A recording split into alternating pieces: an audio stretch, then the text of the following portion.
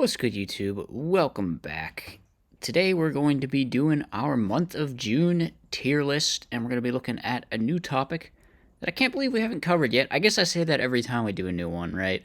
But yeah, fusion monsters. Because when we think of Edison format extra decks, I guess we're always thinking of all the synchros, but of course, fusion summoning is still very much a thing in Edison format that remains quite powerful in certain circumstances, at least. You probably do recognize quite a few of the fusion guys that we have down here. Now, I didn't just flood the list with a bunch of things. I had some like basic guidelines. We didn't just put every instant fusion target or everything you could reveal for Prisma or Future Fusion. We tried to keep the list to things that reasonably hit the board somewhat often-ish. Obviously, we stretched the definition a little bit to include things that are kind of jank options that don't see a whole lot of play, but something has to go in D tier, right? So that kind of makes sense. We got 15 different fusion monsters here, and we're just using the standard 5 tiers. So we're gonna go through and we're gonna look at all the fusions of Edison format, because like I said, I believe some of these are actually quite good, maybe even better than most synchros in the format. So yeah, let's get into it. Let's get started. Starting with Reaper on Nightmare.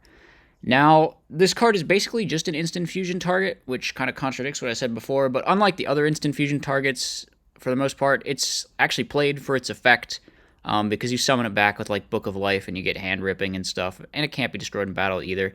So it's like a Spirit Reaper, but it's constantly threatening because it attacks directly with its effect, and then you can't run it over. So it is quite good in the zombie deck that plays instant fusion. Where do I put it on here? Relative to the other fusions, I think it's pretty middling. Like, you have to go through this weird step where you instant fusion it out and then bring it back. And, you know, it's just, like, okay as well. Its effect is good. It's not an extraordinary card. Plus, you have to be playing the instant fusion build of zombies, which you don't even have to do if you're playing zombies. It's not even necessarily optimal to do that. Let me think. Where do I put this? This is a tough one to start with because I don't know how the rest of the list is exactly going to shape up. I feel like B... Is B like being too generous, or is it just like a middle tier fusion? I'll put it in B for now. We'll maybe see if that gets changed. But yeah, I can see it. It's just kind of like okay. There's definitely worse fusions on here. There's definitely better fusions. So I think starting by putting this in the middle kind of makes sense. Like, you know, it's decent. It's okay. Chimeratech Overdragon is pretty bad. It only sees play in, like, fringe OTK stuff. A lot of its value comes from being a future fusion target, kind of like Five-Headed, which, given that we chose to exclude a lot of things on this list whose, like, sole purpose is to reveal for future fusion, or for Prisma or whatever, I think we have to weight that at least, like, less than its actual value when it hits the board. The only real value it has when it hits the board is that you use it to OTK with Overload. Otherwise, it just, like, nukes everything. So, maybe, like, C, if I'm being nice. That might be too nice, actually. Well, see, the value from revealing it for Future Fusion is, like, a lot. So if we're considering that at all, maybe I should just put it in C, because you can, like, do the Jinzo OTK with this guy or whatever. I could just leave it in C for now. There's definitely some worse fusions on here, maybe. Or maybe it is D. Like, the fact that it blows up your whole board, so it doesn't even, like, come down with Future Fusion. You have to, like, make it separately with Overload, or, God forbid, make it with Power Bond or something. You can, like, OTK with it sometimes, but it's just, like, really... As a fusion monster, it's not too good, I don't think. Mostly, we're just revealing it for Future Fusion in some, like, fringe, less than 1% jank deck. So I don't really know how high we can put that.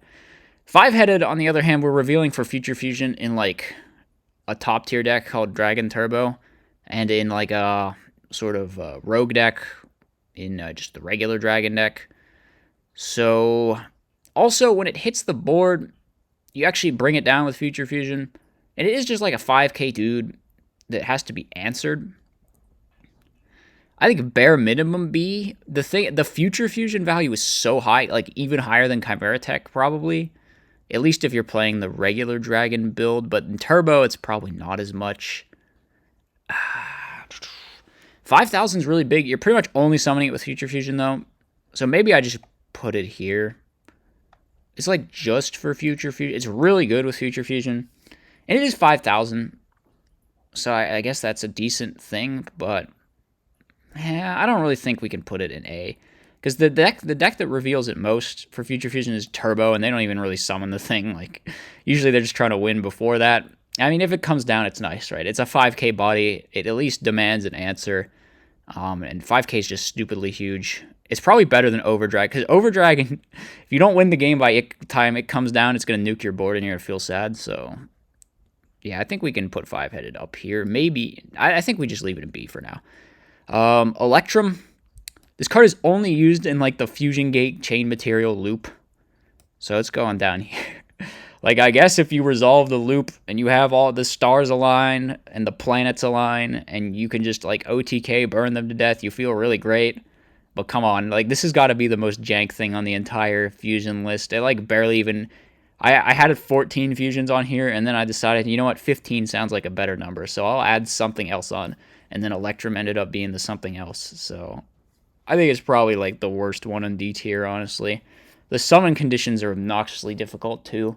You just have to use Fusion Gate chain material or like what are you even doing? So yeah. Dark Gaia.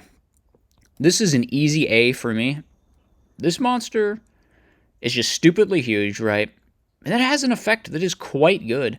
It switches all the defense guys to attack, so you're just like definitely getting in for huge damage. And it blanks flip effect as well, which is pretty neat. So I think Dark Gaia has a couple good things going for it. Plus, it's basically as easy to make as like the Ab Zero and regular Gaia elemental hero fusions. You just use Dark Calling, which is basically a miracle fusion for Dark Gaia. So it is definitely up there for me. Maybe not quite S tier. I think probably not S tier. Just because like the Dark Gaia deck isn't really a top tier deck. I mean, it is getting close to a top tier fusion though on this list for sure. It's super easy to make. It has some pretty good effects. It closes out games. It's really huge. Just like does big damage. I think like top of A is about right for Dark Gaia. I think that's probably where we're gonna leave it. Raptinus. This is between C and D, probably. So, you only use it in the Gemini deck. You generally make it with Future Fusion, although I suppose you can make it with Dragon's Mirror without too much difficulty. And it does just, like, do this crazy wombo combo thing where all your Giga Plants are perpetually just turned on. You don't need Supervise or anything. Everything is just gets its effect for free. So whenever Raptinus hits the board, it's definitely scary as hell. And you might just randomly die to, like, anything. But it is not easy to summon. Generally, you have to Future Fusion, wait 2 turns, or you have to be playing Dragon's Mirror in your deck, neither of which are great. The payoff is really good, though. Maybe I could consider it to be better than D. Yeah, I guess we could maybe slide it in here. Like, maybe like bottom of C. Like, the card is not good.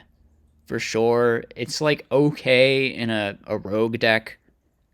I think C is the best we can reasonably say for it. Moving on to Heraklinos. Obviously, the Gladiator Beast fusions are really strong. This one is not as strong as the other one, which we'll get to. I'm going to put it in A tier, right next to Dark Gaia up there. Yeah, you need 3 materials to make this thing, and then it doesn't tag either. Obviously, Gyzarus is far better. I mean, negating, it can be very good. It can help just, like, solidify a winning position. But yeah, I think being 3 materials is kind of weird. It's like you tag 3 or you go 3 glads into this guy, and then it's just like you've used a lot of your tag guys into a guy that can't tag. You're just trying to like sit on this and win, and its effect is really broken, and it's 3,000. So obviously, I mean, we're putting it in A tier, right? This is like one of the highest fusions on here. It's just not as strong as I think the S tier fusions are. I think there's pretty definitively a tier above this card. I think around the level of Dark Gaia is where I would put it. Because it's like the second best fusion in a rogue deck. You know, Dark Gaia is the best fusion in a rogue deck, so I think it's fair to say it goes right here. Destiny and Dragoon. Where am I going to put this? Probably C. It's like better than these. So I think it's got to go in C. I don't know how I feel about it relative to Raptinus. Dragoon and Rainbow Neos are both like just their own weird turbo deck that's not that great, obviously. I think the Dragoon turbo deck might be a little better. You got like more draw power and stuff, and you have the viruses maybe. Whereas Rainbow Neos just in and of itself is, I guess, a stronger payoff because it like shuffles their whole board back into their deck. But Dragoon's pretty good too. You got a ring. It comes back. The Dragoon deck is probably better. So maybe we just put Dragoon above Rainbow Neos. Maybe I put Rainbow Neos down here. Yeah, I don't know how...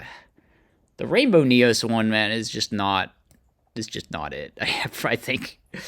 Rainbow Neos is so cool and so strong, but I think it is just worse than the Dragoon version. You should probably just play the Dragoon Turbo deck over the Rainbow Neos, whatever pile, which I don't know. They're both kind of cool, but obviously pretty bad. They haven't really performed at all. So same deal as maybe the Electrum deck.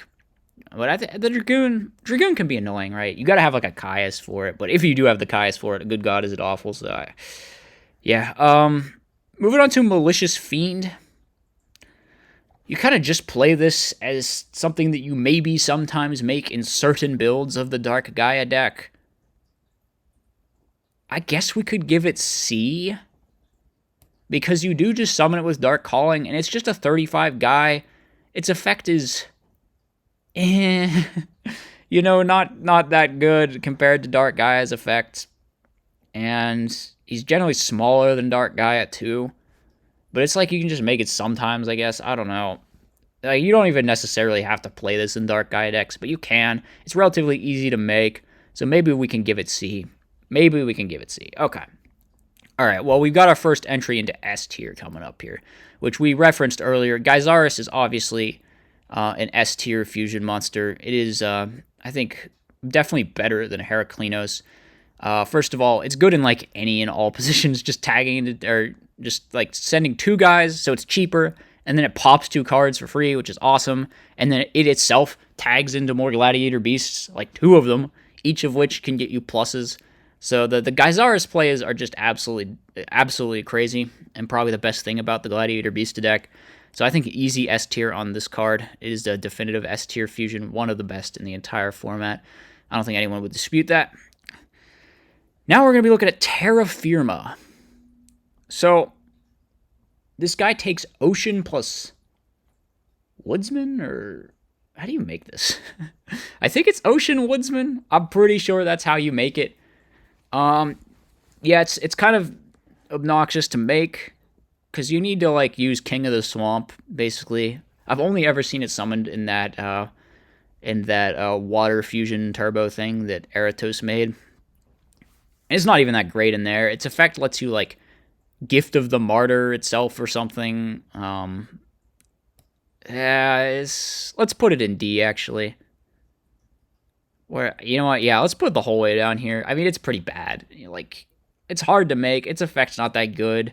Mostly, you just reveal it for Prisma to send Ocean or whatever. So, yeah, I think we all agree Terra Firma is not optimal.